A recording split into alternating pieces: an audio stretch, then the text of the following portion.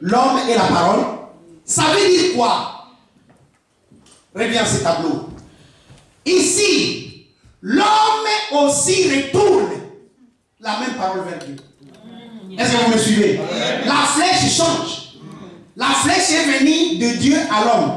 L'homme maintenant prend la même parole, il la retourne à Dieu. Ça veut dire quoi? Le matériel que tu as utilisé pour faire toutes les choses, je te le remets, fais maintenant ma vie.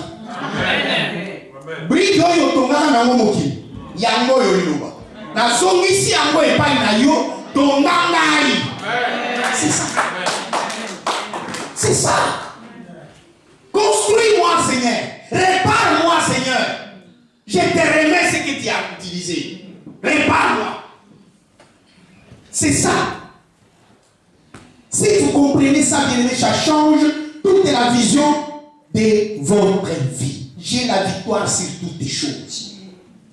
Aujourd'hui, bien aimé, les gens décident de vivre par autre chose. Ils font le combat spirituel. Comment vous allez combattre sans armes? Vous allez combattre comment sans armes?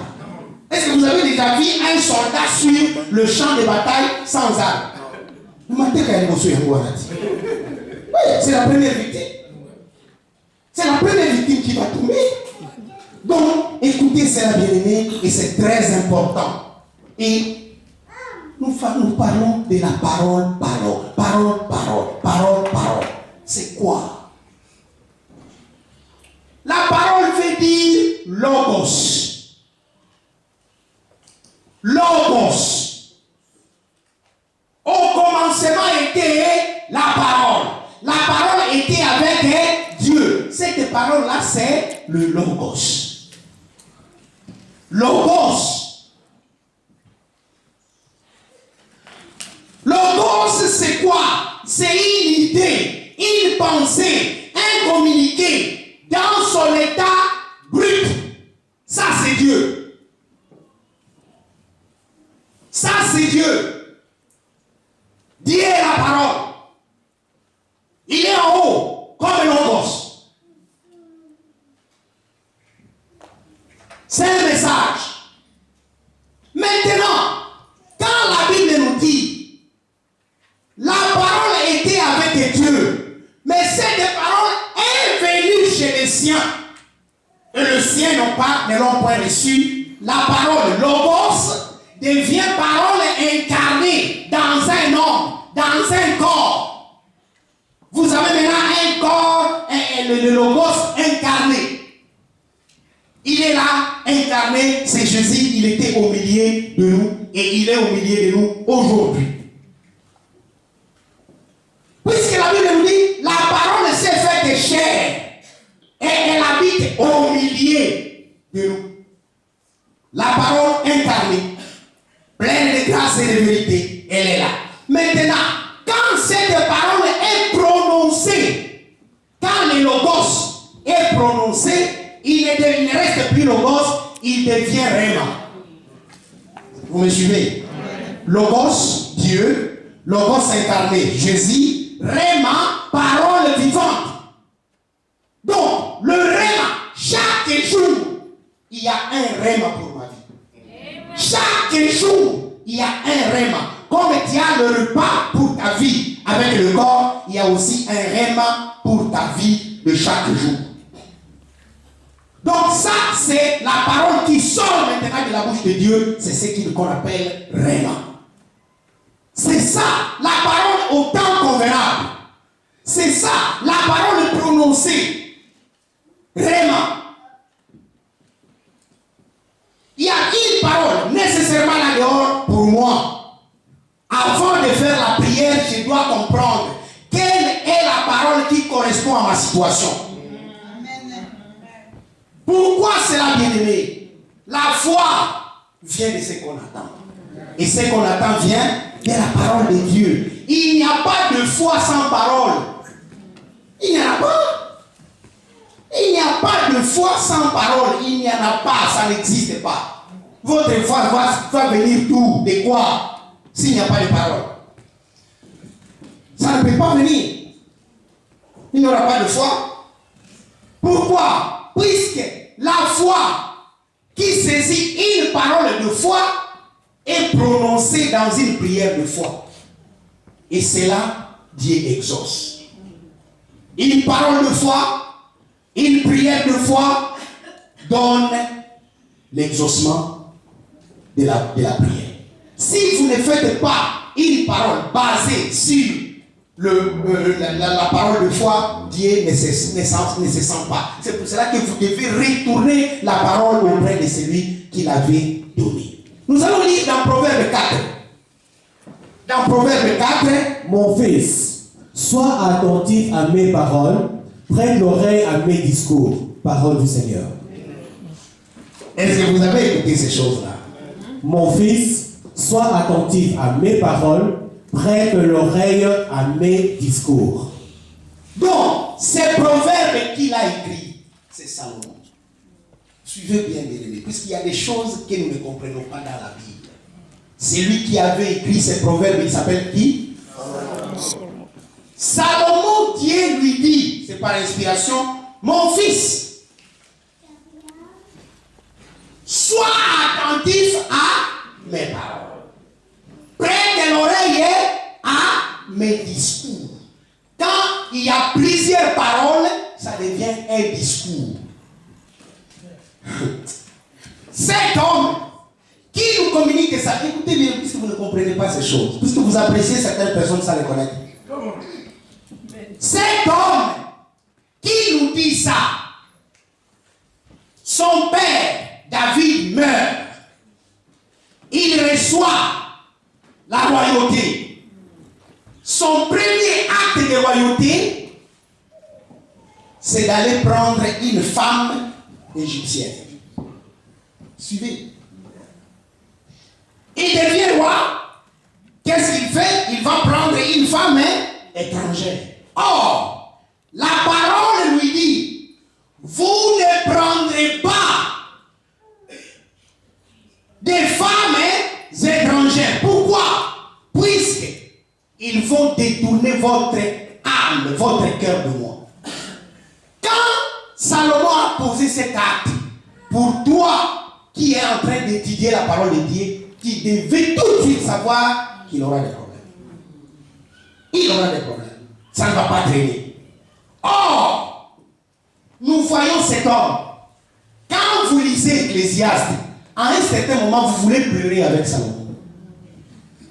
Toute la richesse qu'il avait, toute la sagesse qu'il avait, ne l'ont pas aidé.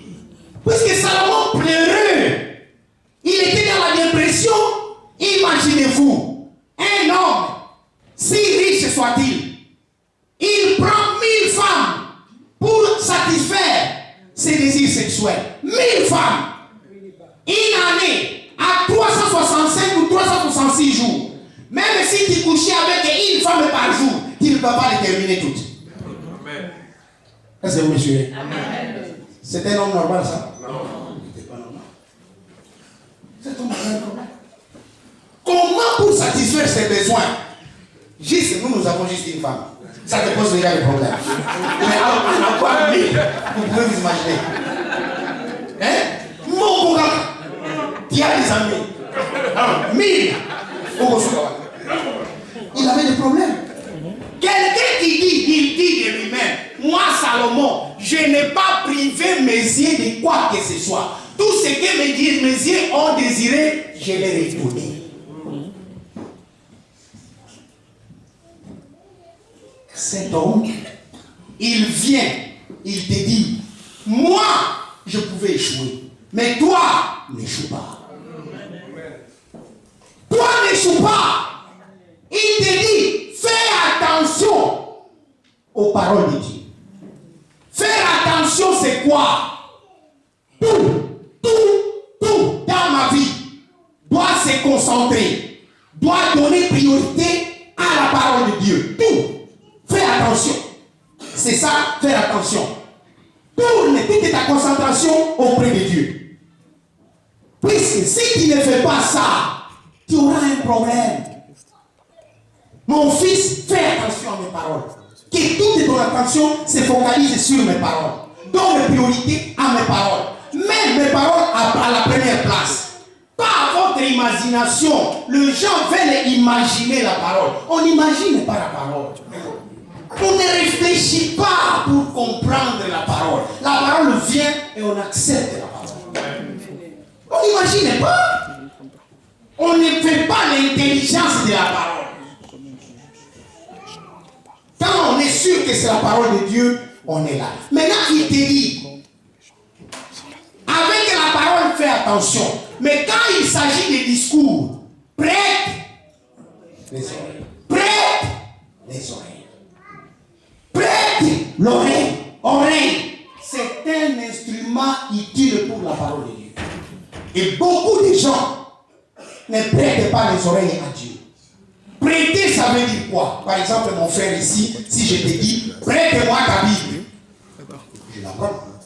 Tu vas encore l'utiliser? C'est ça. Si tu m'as prêté ta Bible, c'est moi qui vais l'utiliser. Toi, tu ne vas plus l'utiliser. Jusqu'au jour où je vais te la remettre, tu vas l'utiliser. C'est la même chose. Prête tes oreilles à Dieu. Dieu va utiliser tes oreilles pour ton bien. Mais si toi tu dis, je ne souhaite pas te prêter mes oreilles, je vais les prêter à Satan, Satan va te bombarder des choses qu'il faut détruire. Prête les oreilles à Dieu. Prête-moi tes oreilles. Il faut que tes oreilles soient maintenant un canal que Dieu utilise pour ta régénération, pour ta restauration, pour ta guérison. Prête tes oreilles à Dieu. C'est ce que ça veut dire. Donc, prête les oreilles à Dieu, Dieu va te parler. Le rôle des yeux, c'est d'écouter. Le rôle des yeux, c'est d'écouter. Et quand tu prêtes, tu vas prêter tes oreilles pour combien de temps? Pas pour un jour, pas pour 2 jours, pas pour 5 jours. Mais c'est jusqu'à ce que. Est-ce que vous me suivez? Amen. Tu vas prêter tes oreilles à Dieu jusqu'à ce que. Vous savez comment le mot? Wana wana jusqu'à ce que. Bomengo wana jusqu'à ce que. Kobikanayo jusqu'à ce que. Est-ce que vous me suivez? Amen. Au temps convenable, ça s'accomplira. Au temps convenable, ça s'accomplira. Au temps convenable, ça s'accomplira. Voilà pourquoi nous allons lire dans Ésaïe 55. Ésaïe 55, j'aime bien ce passage. On va le lire correctement à partir du verset 10 jusqu'au verset 13. Et c'est là que je vais vous donner la 6e définition de la parole. Quand la pluie et la neige descendent des cieux et y retournent sans avoir arrosé, fécondé la terre et fait germer les plantes, sans avoir donné de la sémence au semeur et du pain à celui qui mange, ainsi en est-il de ma parole qui sort de ma bouche. Elle ne retourne point à moi sans effet, sans avoir exécuté ma volonté et accompli mes desseins. Vous sortirez avec joie et vous serez conduits en paix. Les montagnes et les collines éclateront d'allégresse devant vous et tous les arbres de la campagne battront des mains. Au lieu d'épines s'élèvera le cypre, au lieu de la ronce croîtra le myrte, et ce sera pour l'Éternel une gloire, un monument perpétuel, impérissable, parole du Seigneur. Bien-aimés, si vous avez suivi ce passage, la Bible dit ceci. Comme, ici c'est une comparaison, la pluie et la neige descendent de chez moi pour venir sur la terre. La pluie ne rentre jamais à Dieu sans avoir fait 2 choses. Accomplir et exécuter la volonté de Dieu. Je crois que c'est exécuter la volonté de Dieu et accomplir le dessein de Dieu. 2 gros mots spirituellement. Je voulais dire 2 grands mots. Parce que si ça devient gros, c'est terrible. Ce sont 2 grands mots très important spirituellement. La 6e définition de la parole, c'est la pluie. La parole, les amis, moula.